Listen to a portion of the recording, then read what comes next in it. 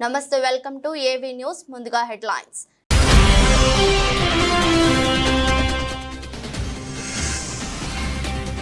దానం నాగేందర్ కు నగరానికి సంబంధించి ప్రతి సమస్య తెలుసన్న CM Revanth. Hyderabad brand image ను దెబ్బతీసే ప్రయత్నాలు చేస్తున్నారని విమర్శ.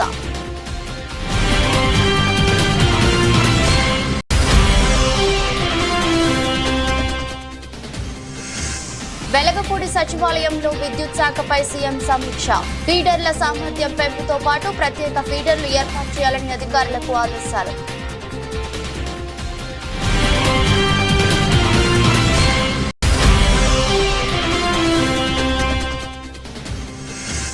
సీఎం రేవంత్ రెడ్డితో ఆనంద్ మహీంద్రా మర్యాద పూర్వక భేటీ.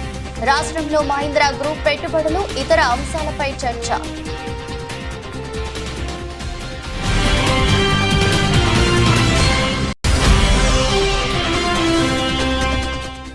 అసెంబ్లీలో ప్రవేశపెట్టిన జాబ్ క్యాలెండర్ ఒక జోక్ క్యాలెండర్ అన్న మాజీ మంత్రి హరీష్ రావు. అధికారంలోకి రాగానే 2 లక్షల ఉద్యోగాలు ఇస్తామని చెప్పి మోసం చేశారంటూ విమర్శ.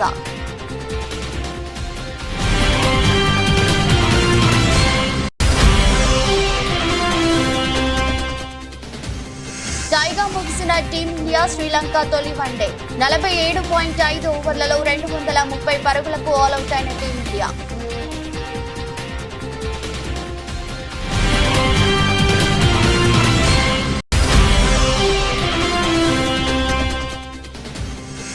అంతర్జాతీయ మార్కెట్ల ప్రభావంతో బంగారం ధర పెరుగుతున్నా బంగారం ధర ప్రస్తుతం 70,000 మార్క్ చేసిన బంగారం ధర.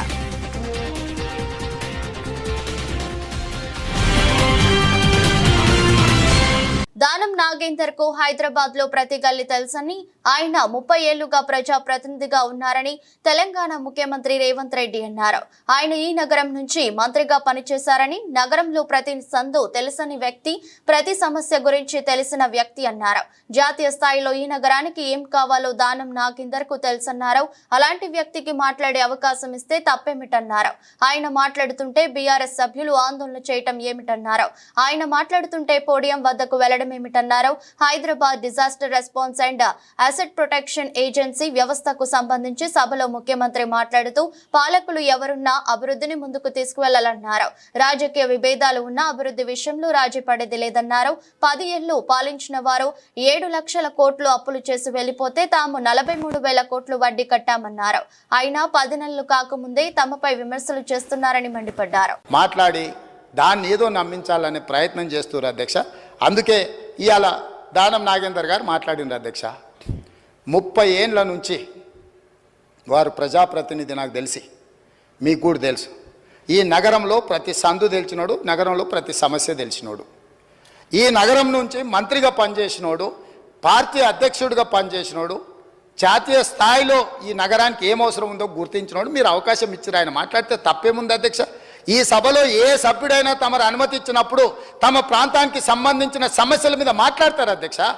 ఆదిలాబాద్ అడవుల గురించి, ఆదివాసీ బిడ్డల గురించి, అక్కడుండే ఐటీడీఏ గురించి ఒకవేళ మాట్లాడాల్సి వస్తే పాల్వాయి హరీష్కు మీరు ఇస్తారు అవకాశం. ఎందుకంటే ఆ ప్రాంతంలో నిత్యం ఉండేవాడు, అక్కడుండే పోడు భూముల కోసం కొట్లాడేటోడు, పోడు భూముల కోసం, ఆదివాసుల కోసం జైలుకు పోయినోడు. కాబట్టి ఆయనకు ఆ సమస్యల పట్ల అవకాశం ఉందని మీరు ఇచ్చుండవచ్చు కొన్నిసార్లు. అది మీ విచక్షణ అధికారం. మీ అధికారాన్ని ప్రశ్నించే అధికారం ఎవరికి లేదు అధ్యక్ష. వాళ్ళకి కావాలంటే ఎవరు మాట్లాడతారో మాట్లాడడానికి మైక్ తీసుకోమనేది ఉండే. ఆయనకి ఇవ్వద్దనే అధికారం ఒక సహచర సభ్యుడికి 30 ఏళ్ళ నుంచి ప్రజా జీవితంలో ఉండి ఈ హైదరాబాద్లో ఆసిఫ్ నగర్ నుంచి మొదలు పెడితే ఖైరతాబాద్ వరకు ఎన్నో పర్యాయాలు ఎమ్మెల్యేగా మంత్రిగా ఎన్నికైనా ఆయనను వద్దనే అధికారం వాళ్ళకి ఎక్కడ ఉంది అధ్యక్ష. కనీస అవగాహన, విచక్షణ అన్నీ కోల్పోయి ఎవ్వరు మాట్లాడొద్దు, మాట్లాడినంతసేపు మైక్ మా దగ్గర ఉండాలి, లేకపోతే మేము పోడియంలోకి వచ్చి అల్లరి చేస్తాం. ఏం పద్ధతి అధ్యక్ష? మేము కూడా ఓపికగా చూస్తున్నాం అధ్యక్ష. నాకు కూడా తెలుసా అధ్యక్ష ఈ సభలో ఏం జరిగిందో. కోమటిరెడ్డి వెంకటరెడ్డి గారు, సంపత్ కుమార్ గారు సభ్యత్వాలు ఎట్లా రద్దు అయిపోయినా మీరు చూసిరు కదా అధ్యక్ష. ఆ పని చేయలేమా? మీరు తమరు చేయరా? ఏముంది అల్లరి చేస్తే?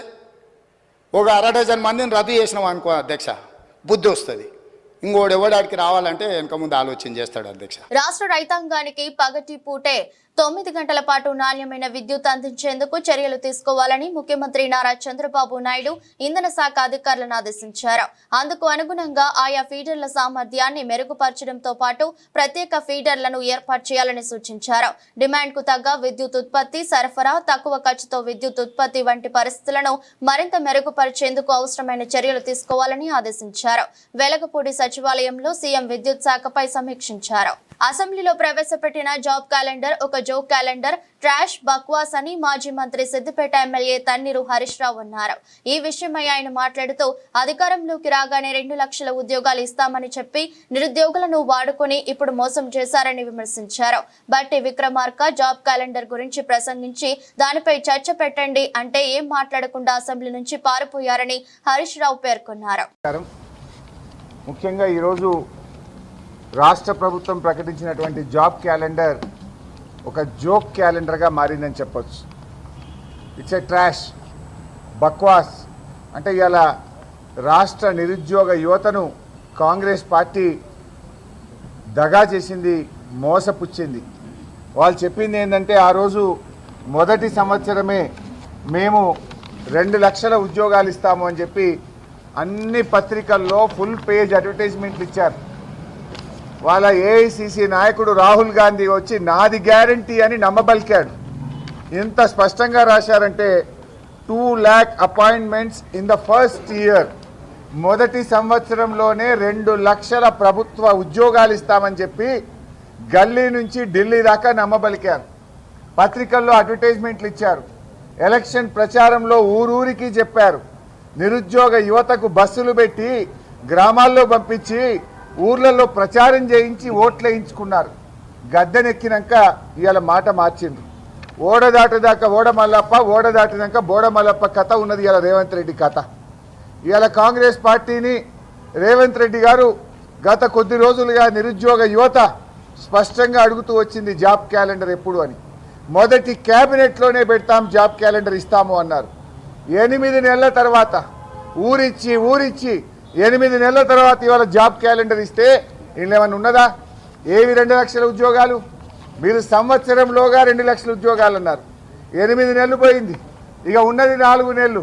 ఈ 4 నెలల్లో 2 లక్షల ఉద్యోగాలు ఎట్లా నింపుతారా అని ఎంతో ఆశతో నిరుద్యోగ యువత ఎదురు చూసింది. ఇందులో ఎంత జోక్ అంటే గవర్నమెంట్ అసెంబ్లీలో ఏదైనా స్టేట్మెంట్ ఇస్తే ఆ స్టేట్మెంట్ ఎవరు ఇచ్చారు? ముఖ్యమంత్రి గారు ఇచ్చారా? సంబంధిత మంత్రి ఇచ్చాడా? వాళ్ళ పేరు ఉంటుంది కింద. గవర్నమెంట్ స్టేట్మెంట్ అనేది అసెంబ్లీలో ఎప్పుడైనా పెట్టినప్పుడు ఆ స్టేట్మెంట్ ఎవరు చేస్తున్నారు? ప్రభుత్వం తరఫున ముఖ్యమంత్రి, మంత్రి గారా, ఎవరు చేస్తారనేది కింద పేరు, సంతకం ఉంటుంది. కానీ ఇదేంటంటే చిత్తు కాగితం లాగా ఒక తెల్ల పేపర్ మీద స్టేట్మెంట్ లాంటిది పెట్టి చర్చ లేకుండా ఫటాఫట్ ఉప ముఖ్యమంత్రి గారు చదివిండు.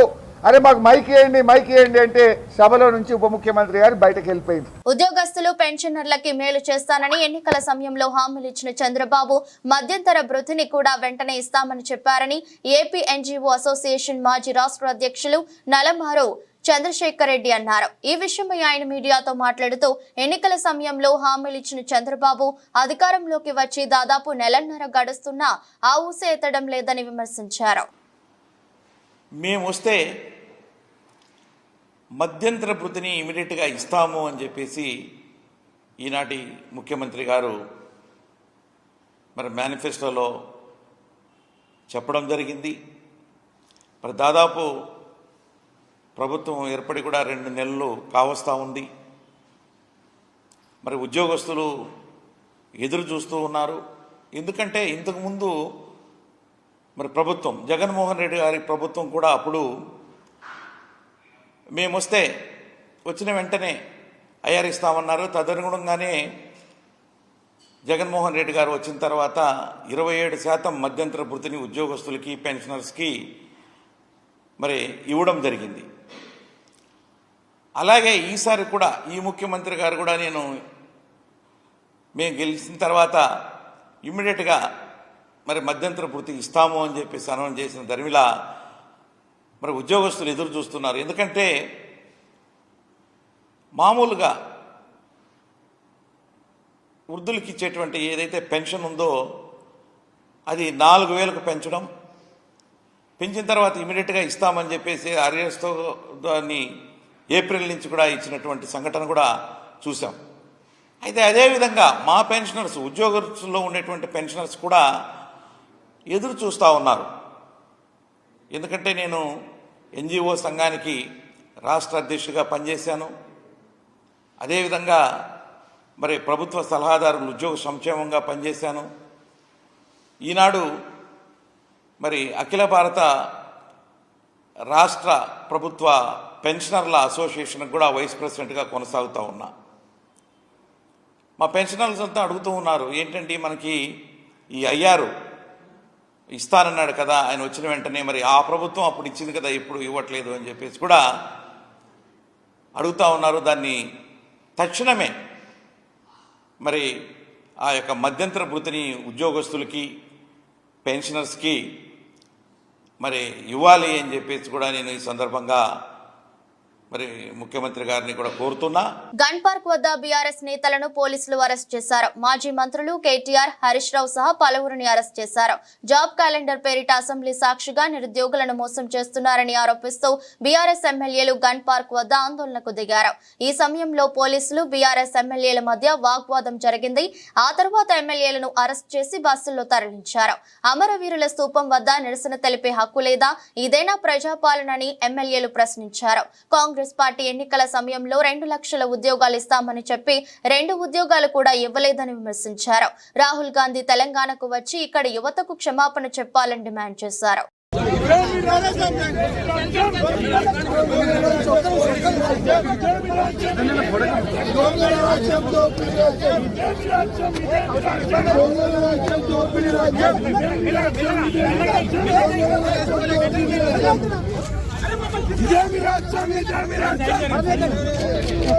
Job calendar bogus bogus bogus job calendar bogus job calendar bogus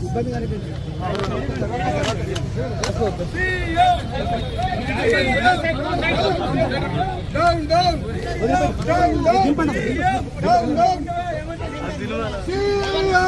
Jubilee hills నివాసంలో ముఖ్యమంత్రి రేవంత్ రెడ్డితో మహీంద్రా గ్రూప్, మహీంద్రా మరియు Mahindra limited, tech Mahindra limited chairman Anand Mahindra మర్యాదపూర్వకంగా భేటీ అయ్యారు. రాష్ట్రంలో మహీంద్రా గ్రూప్ పెట్టుబడులు, ఇతర అంశాలపై చర్చించారు.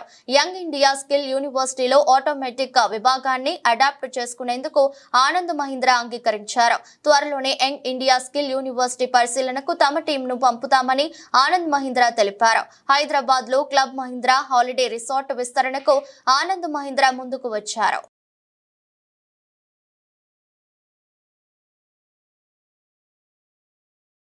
ప్రభుత్వ బాలుర వసతి గృహాన్ని కొమరోలు తహసీల్దార్ మల్లికార్జున నాయుడు ఆకస్మిక తనిఖీ చేసి వార్డెన్ కు పలు సూచనలు చేశారు.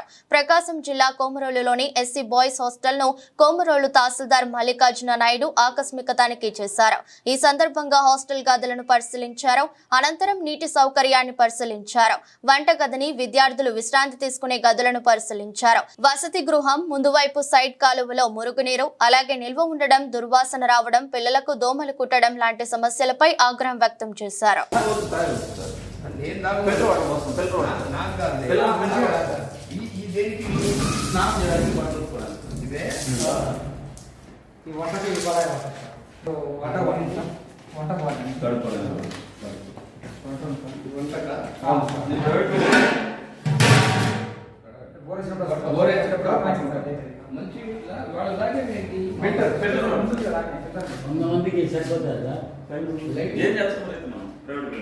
వరంగల్ జిల్లా నర్సంపేట నియోజకవర్గంలో పాకాల రోడ్లో నిర్మించిన మెడికల్ కళాశాలను మాజీ ఎమ్మెల్యే పెద్ది సుదర్శన్ రెడ్డి సందర్శించారు. అనంతరం ఆయన మీడియాతో మాట్లాడుతూ నర్సంపేట నియోజకవర్గ ప్రజలకు జిల్లా ఆసుపత్రిగా పేరు ఉందని, ప్రత్యేకంగా మెడికల్ కళాశాలకు సహకరించిన మాజీ సీఎం కేసీఆర్, హరీష్ రావుకు ధన్యవాదాలు తెలిపారు. ఈ కార్యక్రమంలో ఓడీసీఎంఎస్ చైర్మన్ గూగులోతు రామస్వామి నాయక్, రవీందర్ రెడ్డి, వెంకటరెడ్డి మరియు బీఆర్ఎస్ పార్టీ నాయకులు పాల్గొన్నారు. మహాద్భుతంగా ఇలా కళాశాల సంబంధించినటువంటి మరి పనులు, నిర్మాణ పనులను కూడా దాదాపు పూర్తి చేయడం జరిగింది.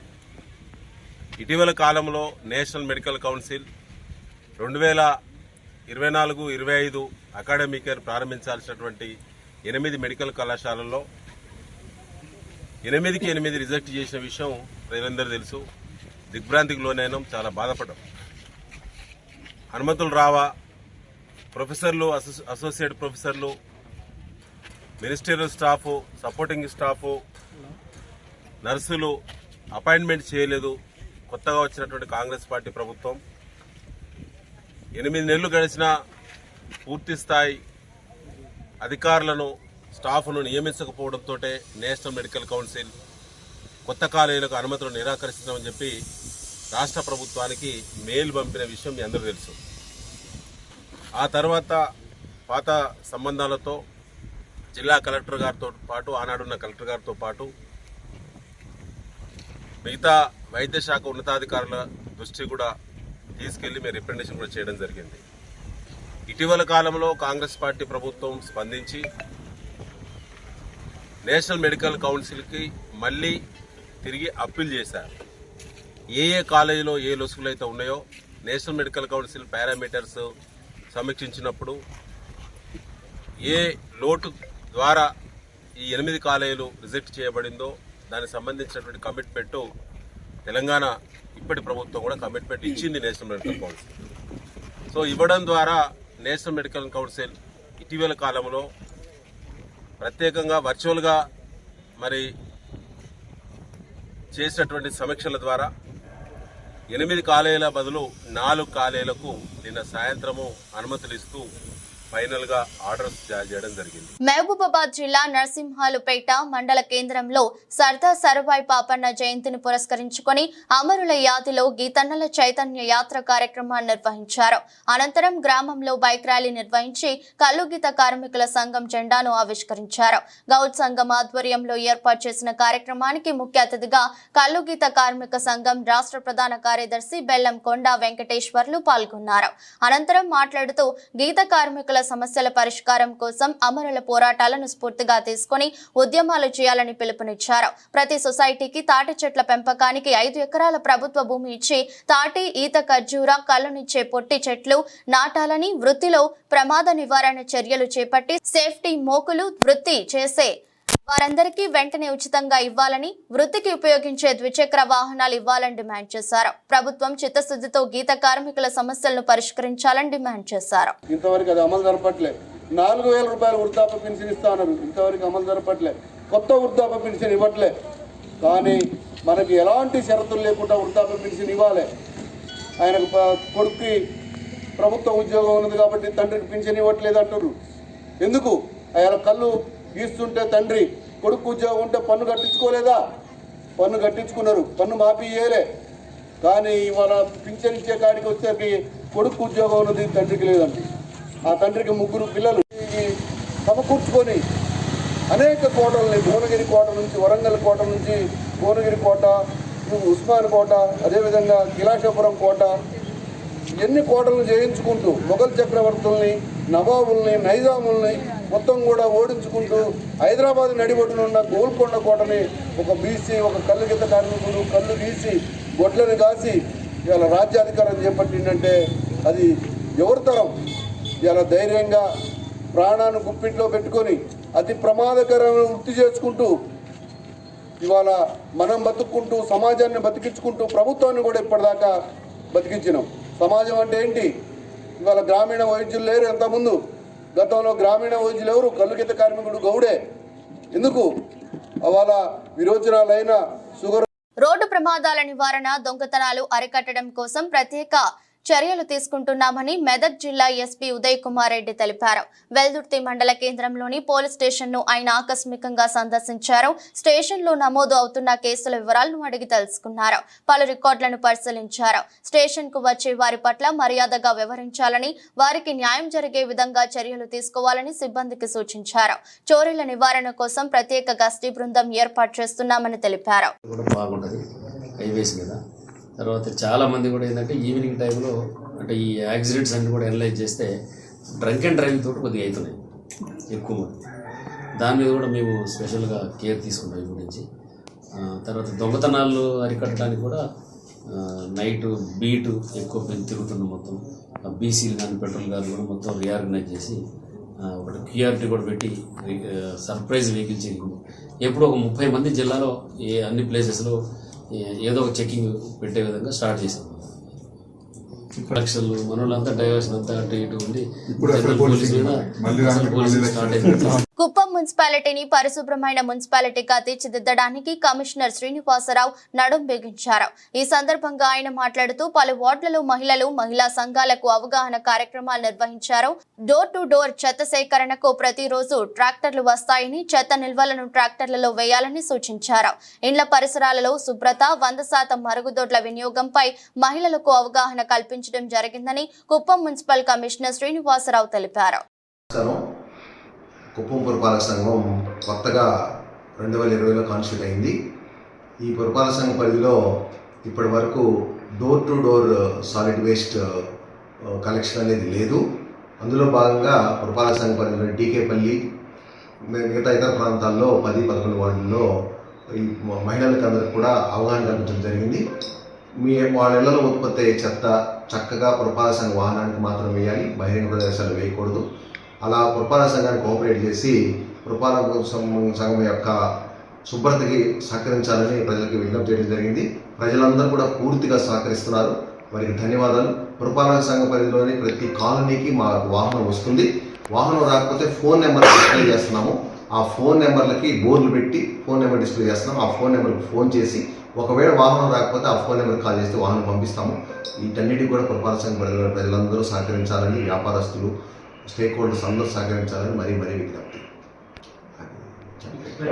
కొమరం భీం ఆసిఫాబాద్ జిల్లా కాగజ్ నగర్ మండలంలోని వంకులం సమీపాన ఉన్న పెద్దవాగు వంతెన శిథిలావస్థలో ఉన్నందున బీఆర్ఎస్ నాయకుడు సిర్పూర్ నియోజకవర్గం సమన్వయ కన్వీనర్ లేండుగురే శ్యాంరావు సందర్శించి కలెక్టర్ కు వినతి పత్రం అందించారు. అనంతరం మాట్లాడుతూ వెంటనే మరమ్మతులు చేపట్టాలని, లేని పక్షంలో ఆందోళన కార్యక్రమాలు చేపడతామని అన్నారు. టోల్గేట్ తప్పించుకోవడానికి ప్రతిరోజు వందల సంఖ్యల ఈ బండ్లు ఓవర్లోడ్ బర్రెలన్నీ పోతున్నాయి. ఆ బండ్లు పోయినప్పుడు ఇచ్చాటి జరుగుతుంది. అదేవిధంగా ఎక్కడెక్కడ క్రాస్ సెక్షన్ పలిపోయినాయి, అందులో రైళ్లు ఆందోళన పడుతున్నాయి. కాబట్టి మేము ప్రభుత్వాన్ని కోరుకుంటున్నాం. అదేవిధంగా ఈ స్థానిక ఎమ్మెల్యే హరీష్ రావు కూడా చెప్తున్నాం, దీన్ని అసెంబ్లీలో ప్రస్తావించి ఈ బ్రిడ్జికి నిధులు శాంక్షన్ చేయించి వెంటనే దీన్ని కట్టాలని కోరుకుంటున్నాం. లేకపోతే మరి గత సంవత్సరం అందెల బ్రిడ్జి ఏ విధంగా అయితే కూలిపోయిందో ఆ అందెల బ్రిడ్జి కూలిపోవడం వల్ల దాదాపు 200 గ్రామాలకు రాకపోకలు బంద్ అయ్యి చాలా ఇబ్బందుల పాలవుతున్నాం. అదేవిధంగా ఈ బ్రిడ్జి కాకముందే దీన్ని ప్రభుత్వం స్పందించి, రేవంత్ రెడ్డి కావచ్చు, స్థానిక ఎమ్మెల్యే కావచ్చు, మరి స్పందించి వెంటనే ఈ నిధులు కేటాయించి బ్రిడ్జి కట్టాలని కోరుకుంటున్నాం. ఎందుకంటే ఈ బ్రిడ్జి కట్టడానికి 2-3 సంవత్సరాలు పడుతుంది. ఆ లోపు మరి ఈ బ్రిడ్జి ఉంటుందా పోతుందా తెలియదు. కాబట్టి దయచేసి ముందస్తు చర్యగా అంతలి బ్రిడ్జిని దృష్టిలో పెట్టుకొని ఈ పెద్దవాగు బ్రిడ్జిని కూడా తొందరగా నిధులు శాంక్షన్ చేయించి ఈ బ్రిడ్జి నిర్మాణం చేయాలని మేము బీఆర్ఎస్ పార్టీ అన్ని వర్గాలను అలరించే రీతిలో అన్ని హంగులతో committee Kurrollu movie Godavari backdrop తో తెరకెక్కించినట్లు నిహారిక కొనిదల ప్రొడక్షన్స్ అధినేత నటి నిహారిక, చిత్ర దర్శకుడు యదువంశీ చెప్పారు. ఈ మూవీలో అందరూ కొత్త వాళ్ళను పరిచయం చేయడం ద్వారా అనుకున్న నటనను రాబట్టామని చెప్పారు. ఈ చిత్రం తప్పనిసరిగా విజయవంతమవుతుందని ఆశిస్తున్నట్లు తెలిపారు. సందీప్ సరోజ్, తేజస్వీరావు, ప్రసాద్ బెహారా, త్రినాథ్ వర్మ, టీనా శ్రావ్య, యశ్వంత పెండ్యాల, ఈశ్వర్ రాజరాజు, రాధ్య సురేష్ తదితరులతో సహా 11 మంది నూతన నటీనటులు నటించిన కమిటీ కుర్రోళ్లు మూవీ ఈ నెల 9న వరల్డ్ వైడ్ థియేటర్లలో సందడి చేయనుంది. ఈ నేపథ్యంలో ప్రమోషన్ వర్క్ లో భాగంగా చిత్ర బృందం రాజమహేంద్రవరం విచ్చేసింది. కొనిదల పద్మజ ఈ మూవీ నిర్మించారు.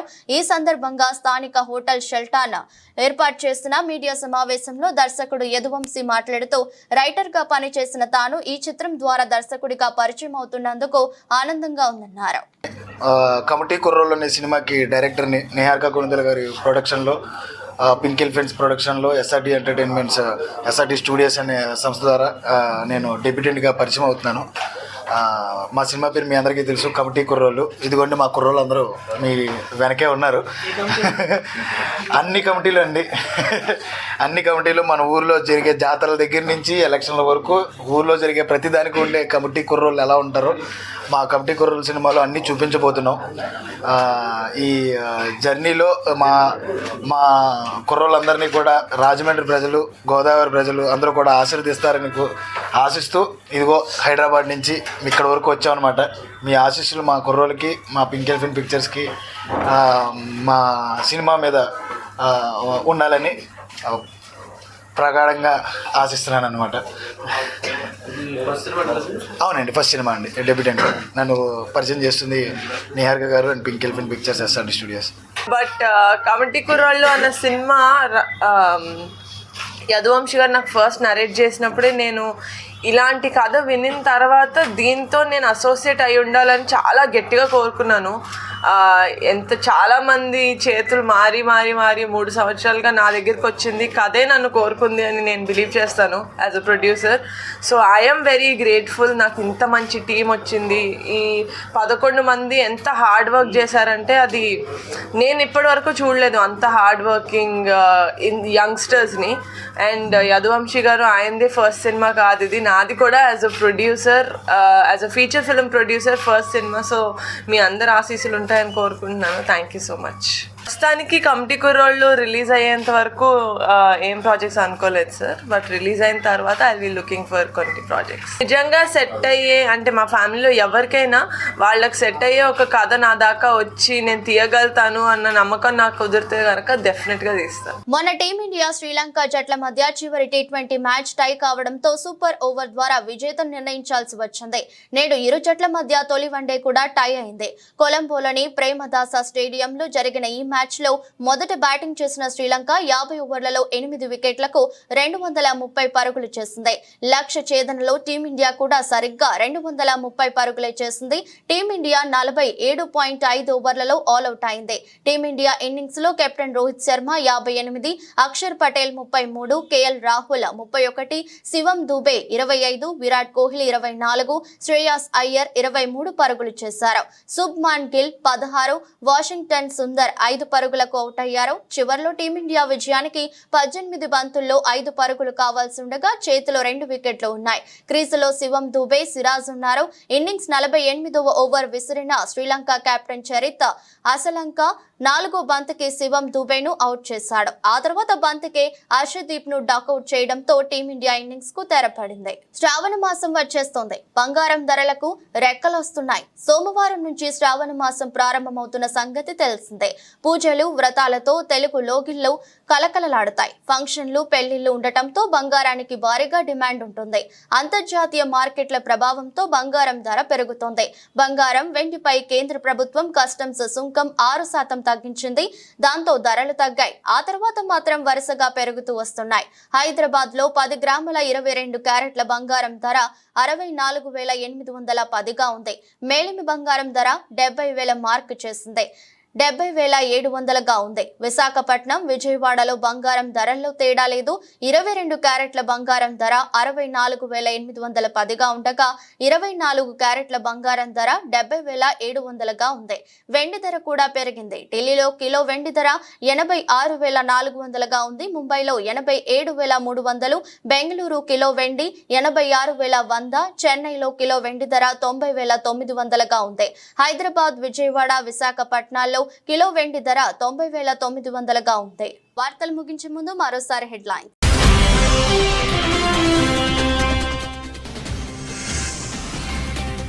దానం నాగేందర్ కు నగరానికి సంబంధించి ప్రతి సమస్య తెలుసన్న CM Revanth. Hyderabad brand image ను దెబ్బతీసే ప్రయత్నాలు చేస్తున్నారని విమర్శ.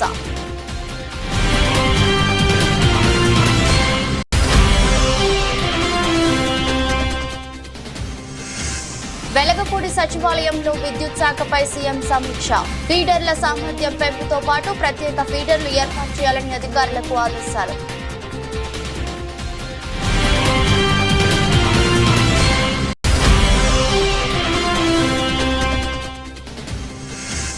సీఎం రేవంత్ రెడ్డితో ఆనంద్ మహీంద్రా మర్యాద పూర్వక భేటీ. రాష్ట్రంలో మహీంద్రా గ్రూప్ పెట్టుబడులు, ఇతర అంశాలపై చర్చ.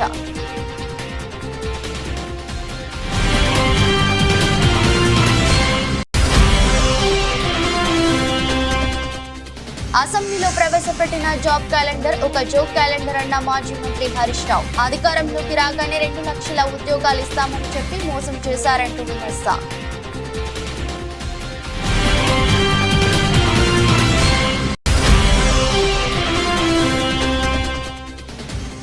టైగా ముగిసిన టీమిండియా శ్రీలంక తొలి వన్డే 47.5 ఓవర్లలో 230 పరుగులకు ఆల్అౌట్ అయిన టీమిండియా.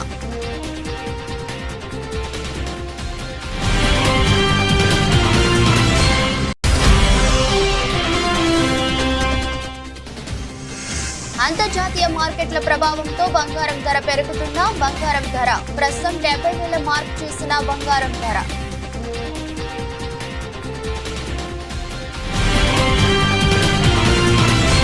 ఇదరస్ట్ బులెటిన్ మరో బులెటిన్లో మళ్ళీ కలుద్దాం. అంతవరకు సెలవు, నమస్కారం.